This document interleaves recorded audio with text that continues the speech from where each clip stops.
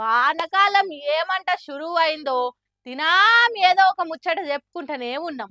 వానలు పురాగా షాలు కాకముందే ఏడ చూడు నీళ్లు నిండిపోయి హారి గోసలు పడుతున్నాం. గిట్లనే ఓ తాన వానలు పడి చెరువులు ఉండవలసిన చేపలు రైలు పాటాల మీద ఈత కొడుతున్నాయి. మళ్ళా గాడికి ఎట్లా రావచ్చు?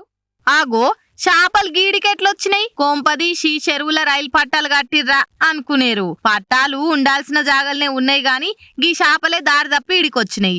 ముంబైలా వానలు దంచి కొడుతున్నాయి కదా, ఆ వానలకు చెరువులు కాలువలు నిండి వరదలు కొట్టుకొచ్చినాయి. ఏం వానలు ఏడ చూడు నీళ్లే.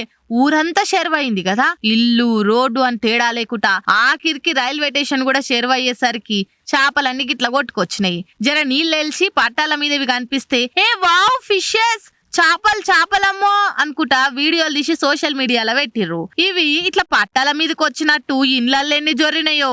ఇవి చూసినాక నీళ్లు నిండినాయి అన్న బాధ కంటే చేపలు దొరికినాయి అన్న ఆనందమే ఎక్కువ ఉంటది కావచ్చు. జర పైలంగుండుర్రి, వానలు షురు అయినాయి కదా, ఏమంటున్నాం?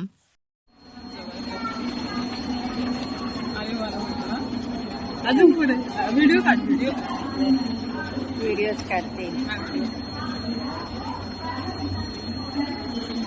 तो मग कसा सुस्त झाला लगेच तिकडे.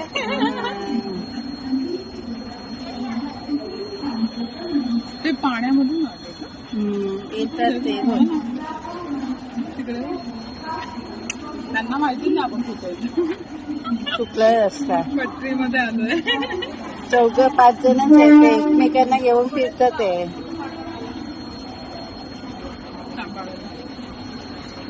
बस झालं तेवढं.